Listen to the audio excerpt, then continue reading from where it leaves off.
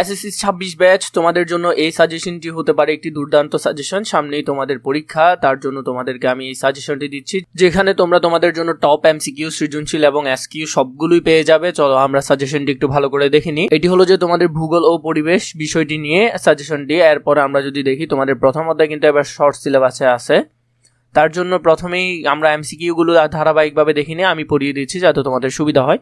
সর্বপ্রথম জিওগ্রাফি শব্দটি কে ব্যবহার করেন? ইরাটোথেনিস সর্বপ্রথম এটি ব্যবহার করেন। এরপরে হলো যে অধ্যাপক কার্ল রিটার ভূগোলকে কি বলে আখ্যায়িত করেন? ভূগোলকে পৃথিবীর বিজ্ঞান বলে। খুবই বেশি গুরুত্বপূর্ণ, ভালো করে দেখবে। ভূগোলের আলোচ্য বিষয় কোনটি?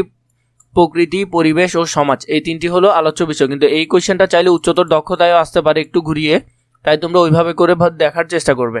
ভূগোলকে পৃথিবীর বিজ্ঞান বলেছেন কে? কার্ল রিটার ভূগোলকে পৃথিবীর বিজ্ঞান বলেছেন। পৃথিবী আমাদের বাসভূমি। ভূগোল হলো পৃথিবীর সঙ্গে সম্পর্কিত বিজ্ঞান। উক্তিটি কে করেছেন? হামবোল্ট করেছেন এই উক্তিটি। উক্তিগুলো একটু মনে রাখবে, যদিও উক্তিগুলো তুমি যদি পরীক্ষার মধ্যে সৃজনশীলের লিখে দিয়ে আসতে পারো তাহলে এটা তোমার জন্য অনেক বেশি ভালো হবে। পৃথিবী পৃষ্ঠের পরিবর্তনশীল বৈশিষ্ট্যের যথোপযুক্ত, যুক্তিসঙ্গত ও সুবিন্যস্ত বিবরণের সঙ্গে সংশ্লিষ্ট বিষয় হলো ভূগোল। উক্তিটি কার? উক্তিটি হলো রিচার্ড হার্টসন। এরপরে যদি 8 নম্বরটা দেখি, যুক্তরাষ্ট্রের ওয়াশিংটন ডিসির বিজ্ঞান ও একাডেমি কত সালে ভূগোলের একটি সংজ্ঞা দিয়েছেন? 1965 সালে। কত সালে? 1965 সালে। পৃথিবীর সকল উপাদান মিলেমিশে তৈরি হয় পরিবেশ। এরপরে হলো যে পরিবেশের প্রধান উপাদান দুইটি। পরিবেশের প্রধান উপাদান কয়টি? দুইটি, মনে রাখবে। কোনটি জীব ভূগোলের অন্তর্ভুক্ত? উদ্ভিদ ও জীবজন্তু হলো জীব ভূগোলের অন্তর্ভুক্ত। ভূগোলের সাথে পরিবেশে কিভাবে জড়িত? অঙ্গাঙ্গিভাবে জড়িত। এরপরে গ্রাফি শব্দের অর্থ হলো বর্ণনা। মানুষের আবাসভূমি হিসেবে পৃথিবীর আলোচনাকে ভূগোল হিসেবে কে আখ্যায়িত করেছেন? এখানে হবে ম্যাকনি আখ্যায়িত করেছেন। অধ্যাপক ডাডলি স্ট্যাম কিসের বর্ণনাকে ভূগোল বলেছেন? পৃথিবী ও এর অধিবাসীদের বর্ণনাকে কি বলেছেন? ভূগোল বলেছেন। কে বলেছেন? ডাডলি স্ট্যাম। মানুষ ও পরিবেশের মধ্যে মিথস্ক্রিয়ার সম্পর্কের মূলে কি আছে? মূলে আছে কার্যকরণের খেলা। কি আছে? কার্যকরণের খেলা। ভূগোলের কোন শাখায় ভৌত পরিবেশ ও এর মধ্যে কার্যকর বিভিন্ন প্রক্রিয়া অন্তর্ভুক্ত থাকে? এটি হবে প্রাকৃতিক ভূগোল। কোন ভূগোল? প্রাকৃতিক ভূগোল। মানুষের আবাসভূমি হিসেবে পৃথিবীর বর্ণনাকে কি বলা হয়েছে? ভূগোল বলা হয়েছে। ইংরেজি কোন শব্দ থেকে ভূগোল শব্দটির উৎপত্তি? জিওগ্রাফি এই শব্দটি থেকে ভূগোলের উৎপত্তি। ইরাটোথেনিস কোন দেশের ভূগোলবিদ ছিলেন? তিনি ছিলেন গ্রিসের ভূগোলবিদ। প্রাচীন গ্রিসের ভূগোলবিদ কে ছিলেন? ইরাটোথেনিস ছিলেন প্রাচীন গ্রিসের ভূগোলবিদ। জিও শব্দের অর্থ ভূ, খুবই গুরুত্বপূর্ণ। এই এমসিকিউটি ভালো করে দেখবে। পৃথিবীর বায়ুমণ্ডল, ভারীমণ্ডল ও জলবায়ু ভূগোলের কোন শাখায় আলোচিত হয়? প্রাকৃতিক ভূগোলে আলোচিত হয়। খুবই গুরুত্বপূর্ণ। ভূগোলের পরিধি বর্তমানে অনেক বিস্তৃতি হয়েছে। এর যথার্থ কারণ বিজ্ঞান ও প্রযুক্তির বিকাশের কারণে, নতুন আবিষ্কারের কারণে, চিন্তাধারা বিকাশের কারণে। উত্তর হবে তিনটি। করিম সাহেব নিজ প্রচেষ্টায় একটি কটন মিল স্থাপন করেন রাজশাহী শহরের পাশে, ফলে সেখানে বহু লোকের কর্মসংস্থান হয়। মিলের শ্রমিক যাতে ভালোভাবে উৎপাদনমুখী কাজকর্ম করতে পারে সেজন্য বিভিন্ন সুযোগ তিনি প্রদান করেছেন। কবির সাহেবের কর্মকাণ্ডটি কোন ভূগোলের অন্তর্ভুক্ত? অর্থনৈতিক ভূগোলের অন্তর্ভুক্ত। উৎপাদনমুখী কাজকর্মের জন্য তিনি গুরুত্ব দিয়েছেন সামাজিক পরিবেশের উপর, শিল্প পরিবেশের উপর, শ্রমিক কাঠামোর উপর। উত্তর হবে 1 এবং 2। এরপরে যদি আমরা দেখি ভূগোল ও পরিবেশের প্রথম অধ্যায়ের যে জ্ঞানমূলক কোশ্চেনগুলো তোমাদের আসতে পারে। ইরাটোথেনিস কোন দেশের অধিবাসী ছিলেন? গ্রিসের। এটা আমরা এমসিকিউতেই দেখেছি। ভূগোলের প্রধান কাজ কি? ভূগোলের প্রধান কাজ হলো মানুষ ও পরিবেশের মধ্যে যে মিথস্ক্রিয়া সম্পন্ন আছে তার কার্যকরণ উদ্ঘাটন করা। 3 নম্বর যদি আমরা দেখি এখানে, প্রাকৃতিক পরিবেশ কাকে বলে? প্রাকৃতিক জড় ও জীব উপাদান নিয়ে যে পরিবেশ তাকে ভৌত বা প্রাকৃতিক পরিবেশ বলে। তোমাদের কোশ্চেন হয়তো ভৌত পরিবেশ আসতে পারে, এটা তোমরা একটু মাথায় রাখার চেষ্টা করবে। 4 নম্বরে, প্রকৃতিতে যা কিছু আছে তা বর্ণনা কোন বিষয়ের অন্তর্ভুক্ত? আমরা জানি এটা ভূগোলের অন্তর্ভুক্ত। মাটি, পানি ও বায়ু পরিবেশের কোন ধরনের উপাদান? মাটি, পানি ও বায়ু পরিবেশের জড় উপাদান। প্রাকৃতিক পরিবেশের উপাদানগুলো কি কি? প্রাকৃতিক পরিবেশের উপাদানগুলো হলো মাটি, পানি, বায়ু, পাহাড়, পর্বত, নদী, সাগর, আলো, গাছপালা, পশু পাখি, কীটপতঙ্গ, মানুষ ও অন্যান্য ক্ষুদ্র প্রাণী। 7 নম্বরে যদি দেখি, কয়েকটি অর্থনৈতিক কাজের উদাহরণ দাও। কয়েকটি অর্থনৈতিক কাজের উদাহরণ হলো কৃষিকাজ, পশুপালন, বনজ সম্পদ ও খনিজ সম্পদ সংগ্রহ, ব্যবসা বাণিজ্য পরিচালনা ইত্যাদি। 8 নম্বরে যদি দেখি, পরিবেশের উপাদান কয়টি? পরিবেশের উপাদান আমরা জানি 2টি, একটি জড়, একটি জীব উপাদান। এরপরে আমরা যদি দেখি 9 নম্বরে জীব পরিবেশ কাকে বলে, জীবেদের নিয়ে গড়ে ওঠা পরিবেশকে কি বলা হয়? জীব পরিবেশ বলা হয়। এটা একটু মাথায় রাখবে। এর পরবর্তীতে আমরা প্রথম অধ্যায়ের যে সংক্ষিপ্ত যে এসকিউ সাজেশনগুলো দিব বলেছি সেটা তোমাদেরকে দিচ্ছি, যদিও সম্পূর্ণ পড়ে দিব না, তাও আমি তোমাদেরকে একটু ধারণা দিয়ে দিচ্ছি। ভূগোলকে একদিকে প্রকৃতির বিজ্ঞান, অন্যদিকে পরিবেশ সমাজের বিজ্ঞান বলা হয় কেন? এর আগে তোমাদেরকে একটা কথা বলে রাখি, তোমাদের খুবই গুছালো আকারে দাগানো বই আছে যেখান থেকে তোমরা 100% কমন পাবে। এমসিকিউ এবং এসকিউ বলো, সিকিউ বলো, তোমরা সেই টপিকগুলো থেকে 100% কমন পাবে আমাদের দাগানো বই থেকে। সেই দাগানো বইটি যদি নিতে চাও খুবই অল্প দামে সাজেশন সহ নিতে পারবে। তোমাদেরকে আমরা 2 থেকে 3 সেট সাজেশন দিব, সাথে বইও পাবে খুবই অল্প দামে। তোমরা যদি নিতে চাও তাহলে এই নাম্বারে অথবা নিচে থাকা ডিসক্রিপশন বক্সে ফেসবুক পেজে মেসেজ দিয়ে কথা বলতে পারো। তোমাদের জন্য যতটুকু করা সম্ভব আমি সর্বোচ্চ চেষ্টা করবো ইনশাল্লাহ। এছাড়া আমি তোমাদেরকে তো সাজেশনগুলো পড়িয়ে দিচ্ছি অনেকগুলো, তাও যদি প্রয়োজন হয়, অনেকে তো গুছালো আকারে পায় না, তার জন্য তোমাদের জন্য সেটা করা। পৃথিবীর বিভিন্ন অঞ্চলে রয়েছে নানান রকম পরিবেশ ও প্রাকৃতিক এবং মানুষ ও মানুষের বিভিন্ন রকম সামাজিক ও সাংস্কৃতিক, অর্থনৈতিক ও রাজনৈতিক কর্মকাণ্ড।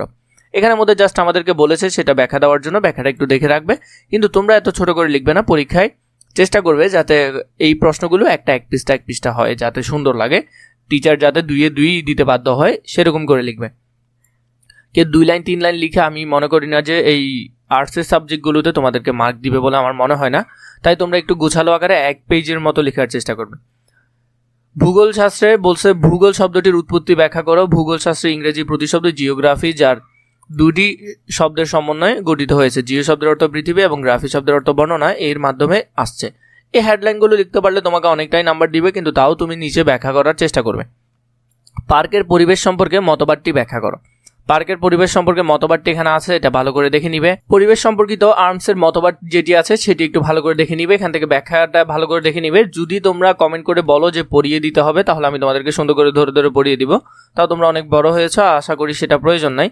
পরিবেশ কিভাবে গড়ে ওঠে এই এসকিউটা এখান থেকে দেখে নিবে। মানুষ ও পরিবেশের মধ্যে সম্বন্ধ আছে, ব্যাখ্যা করো, সেটি এখানে দিয়েছে, একটু ভালো করে দেখবে। ভূগোলের সঙ্গে পরিবেশের আঙ্গিকভাবে জড়িত কেন, সেটাও ব্যাখ্যা করবে। ভূগোলের পরিধি বর্ণনা করো, ভূগোলের পরিধিটা কেমন হতে পারে সেটাও এখান থেকে দেখে নিবে। তারপর প্রাকৃতিক ভূগোলের আলোচ্য বিষয় কোনগুলো, প্রাকৃতিক ভূগোল কোথা থেকে এসেছে তার আলোচ্য বিষয়গুলো এখান থেকে দেখবে। 11 নম্বরে অর্থনৈতিক ও রাজনৈতিক ভূগোলের মধ্যে পার্থক্য। অর্থনৈতিক ও রাজনৈতিক ভূগোলের মধ্যে কি পার্থক্য রয়েছে, পার্থক্যগুলো এরকম আকারে দিলে তোমাকে পরীক্ষায় 2 দিবে। আঞ্চলিক ভূগোলের অন্তর্ভুক্ত যে বিষয়গুলো আছে সেটাও এখান থেকে দেখতে পারবে। এরপর প্রথম অধ্যায়ের সৃজনশীল প্রশ্নের কিছু নমুনা মূলত এখানে দেওয়া, এই না যে তোমরা এখান থেকে হুবহু কমন পাবে, পরীক্ষায় বোর্ডে কখনো হুবহু কমন দেয় না। এখানে এই যে অংশটা আছে এটা হয়তো কিছুটা সেম থাকতে পারে, কিন্তু বাকিগুলো চেঞ্জ হবে। ক এবং খ তোমাদের জন্য গুরুত্বপূর্ণ, তাই আমি কিছু সৃজনশীল ডেমো দিয়েছি, এখানে তোমরা এগুলো দেখতে পারবে। আশা করি ওইভাবে প্রয়োজন নাই। এসসি 26-এর জন্য দ্বিতীয় অধ্যায়ের যে এমসিকিউগুলো আছে সেগুলো আমরা এখন ধারাবাহিকভাবে দেখবো। এটি খুবই গুরুত্বপূর্ণ একটি চ্যাপ্টার, তাই মনোযোগ দিয়ে দেখবে। কোন গ্রহের উপরিভাগ থেকে সূর্যকে কখনোই দেখা যায় না? এটি হবে শুক্র গ্রহের উপরিভাগ থেকে। কোন গ্রহের বায়ুমণ্ডলে কার্বন ডাই অক্সাইডের পরিমাণ শতকরা 99 ভাগ? এটি হবে মঙ্গলে। 3 নম্বর, সৌরজগতের তৃতীয় বৃহত্তম গ্রহের নাম কি? সৌরজগতের তৃতীয় বৃহত্তম গ্রহের নাম হলো ইউরেনাস। তারপরে হলো 4 নম্বর, সূর্যকে প্রদক্ষিণ করে বুধের কত সময় লাগে? 88 দিন। খুবই গুরুত্বপূর্ণ, এগুলো একটু মনে রাখার চেষ্টা করবে। কোন গ্রহের 22টি উপগ্রহ আছে? শনি গ্রহের 22টি উপগ্রহ আছে। হ্যালির ধূমকেতু সর্বশেষ কোন সালে দেখা যায়? সর্বশেষ দেখা যায় 1986 সালে। দিন ও রাতের আলোর বিশেষ তারতম্যের থাকে না কোন গ্রহে? এটি হবে শুক্র গ্রহে। পৃথিবীর বৃত্তের কেন্দ্রে উৎপন্ন কোণ হলো 360 ডিগ্রি, এটি আমরা সকলে জানি। যাদের নিজস্ব আলো আছে তাদের কি বলা হয়? তাদের বলা হয় নক্ষত্র, যাদের নিজস্ব কি আছে? আলো আছে। কোন ধরনের জ্যোতিষ্কের নক্ষত্র বলা হয়? যারা আলো দিতে পারে বা যাদের আলো আছে। নীহারিকা সমূহ কি ধরনের পদার্থ দ্বারা? এটি হবে গ্যাসীয় পদার্থ দ্বারা। ছায়াপথের ইংরেজি প্রতিশব্দ হলো যে মিল্কি ওয়ে। ছায়াপথের অপর নাম কি? ছায়াপথের অপর নাম হলো আকাশগঙ্গা। ছায়াপথের অপর নাম আকাশগঙ্গা। শীতের রাতে পরিষ্কার আকাশে উত্তর দক্ষিণে তেজিদীপ্ত স্বচ্ছ যে দীর্ঘ আলোর রেখা দেখা যায় এটি কি? এটি হলো ছায়াপথ। ছায়াপথ কি? তেজিদীপ্ত স্বচ্ছ দীর্ঘ আলোর রেখাকে কি বলা হয়? ছায়াপথ বলা হয়। চাঁদ কি? চাঁদ একটি উপগ্রহ। চন্দ্র পৃথিবীর চারদিকে ঘোরার পেছনে সহায়ক শক্তি হিসেবে কোনটি কাজ করে? মহাকর্ষ বল কাজ করে। কোন গ্রহের উপগ্রহের সংখ্যা সবচেয়ে বেশি? এটি হবে বৃহস্পতি গ্রহের উপগ্রহের সংখ্যা সবচেয়ে বেশি। বুধ গ্রহে কত দিনে বছর হয়? বুধ গ্রহে 88 দিনে বছর হয়। কত সালে মার্কিন মহাশূন্যযান মেরিনা 10 বুধের ছবি পাঠায়? এটি হবে 1974 সালে পাঠায়। কোন গ্রহের দিন রাত্রির পরিমাণ পৃথিবীর প্রায় সমান? এটি হবে মঙ্গল গ্রহ। কোন গ্রহে বায়ুমণ্ডল নেই? বুধ গ্রহে কোনো বায়ুমণ্ডল নেই।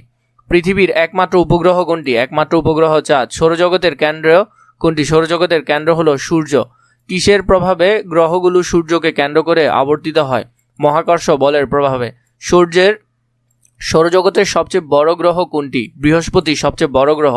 বৃহস্পতিকে কি নামে অভিহিত করা হয়? গ্রহরাজ হিসেবে। খুবই গুরুত্বপূর্ণ, ভালো করে দেখবে। সূর্য থেকে পৃথিবীর গড় দূরত্ব 15 কোটি কিলোমিটার। 15 কোটি। সূর্য থেকে বৃহস্পতির দূরত্ব কত?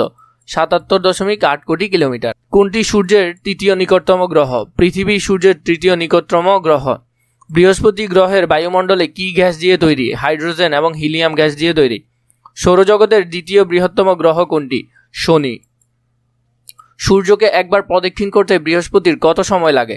4331 দিন সময় লাগে। কোন গ্রহের আবহাওয়া মণ্ডলে মিথেন গ্যাসের পরিমাণ অধিক? এটা হবে ইউরেনাস। কোন যন্ত্রের সাহায্যে অক্ষাংশ নির্ণয় করা হয়? সেন্টেন্ট দ্বারা কি করা হয়? অক্ষাংশ নির্ণয় করা হয়। উত্তর মেরুতে ঠিক মাথার উপরে ধ্রুব তারার উন্নতি কোণ কত? উন্নতি কোণ হলো 90 ডিগ্রি। গ্রিনিচ মান মন্দির কোন শহরের উপখণ্ডে অবস্থিত? লন্ডনের উপকণ্ঠে অবস্থিত। লন্ডনের নিকটে গ্রিনিচ শহরের উপর দিয়ে উত্তর হতে দক্ষিণে যে রেখা অতিক্রম করেছে তার নাম কি? তার নাম হলো মূল মধ্যরেখা। এই রেখাগুলো নিয়ে আমি একটা ভিডিও তৈরি করেছি, যারা দেখোনি দেখে নিতে পারো, অথবা আমাকে কমেন্ট করলে আমি তোমাদেরকে সেখানে ভিডিওটা সাজেস্ট করে দিব। তোমরা সেখানে গেলেই পাবে। আমাদের এখানে যে সাজেশন পর্বের ভিডিওগুলো আছে সেখানে ধারাবাহিকভাবেই আছে এগুলো ভিডিওগুলো, তোমরা চাইলে দেখে নিতে পারবে।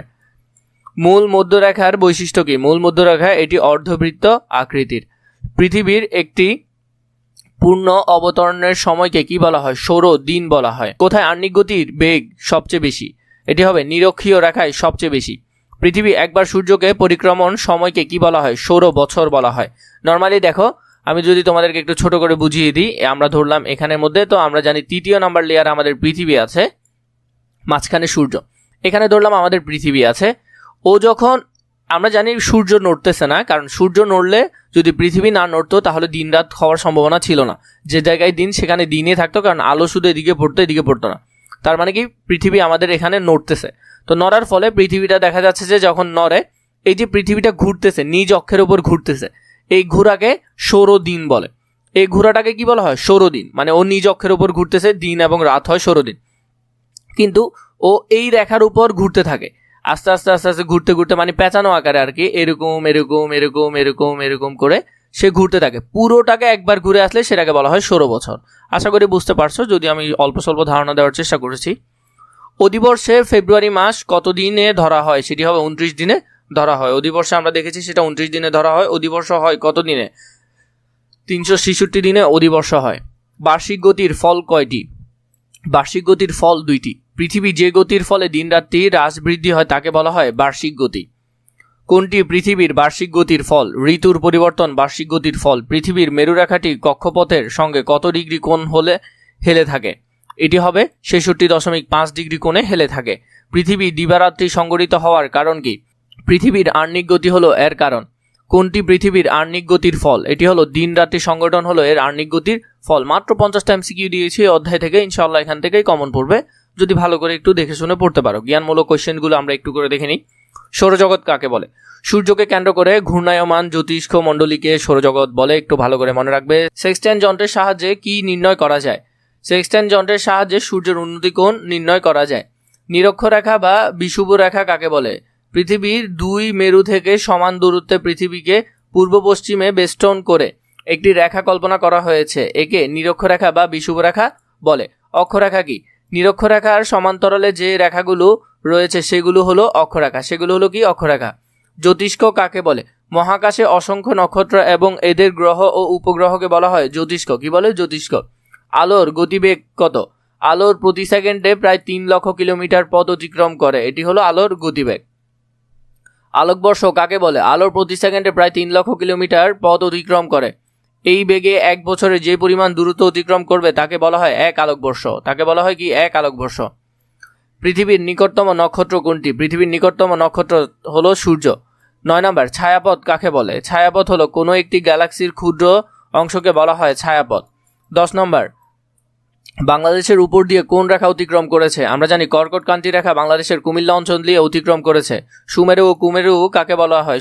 উত্তর গোলার্ধে 66.50 উত্তর অক্ষাংশকে সুমেরু এবং দক্ষিণ অক্ষাংশে 66.50 এটাকে বলা হয় দক্ষিণ অক্ষাংশের কুমেরু বৃত্ত বলে। এরপরে দেখো বসন্ত বিষুব কাকে বলে?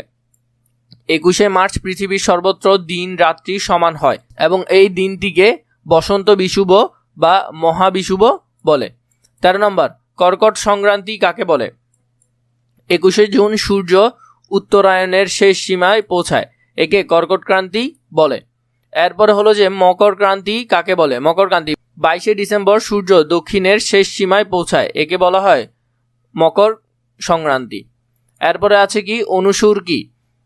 উপবৃত্ত কক্ষপথে সূর্যকে পরিক্রমণ করতে জানুয়ারি 1 থেকে 3 তারিখে পৃথিবী সূর্য হতে কম দূরত্বে অবস্থান করে, পৃথিবী এই অবস্থানকে অনুসূর বলে। অনুসূর কি? জুলাই মাসে 1 থেকে 4 তারিখে পৃথিবী সূর্য থেকে সর্বাপেক্ষা বেশি দূরে অবস্থান করে, এই অবস্থাকে বলা হয় অপসূর বলে। বিষুব কি? 21শে মার্চ এবং 23শে সেপ্টেম্বর পৃথিবীর সর্বত্র দিবারাত্রি সমান হয়, এই 2 দিনকে বলা হয় বিষুব। এর পরবর্তীতে তোমাদের যদি এটার পার্ট দ্বিতীয় নাম্বারটা প্রয়োজন হয় আমাকে কমেন্ট করবে, তোমাদের কমেন্টের উপর ভিত্তি করে আমি দ্বিতীয় নাম্বার পর্বটি আনবো। এখানে সবগুলোই করা আছে, তোমাদেরকে জাস্ট আমি সেগুলো বলে দিব, তোমাদের যদি প্রয়োজন হয় আমাকে জানাবে। এখানে সবগুলোই আছে, তোমাদের প্রয়োজন হলেই তখনই আমি তোমাদেরকে বাকিগুলো দিব।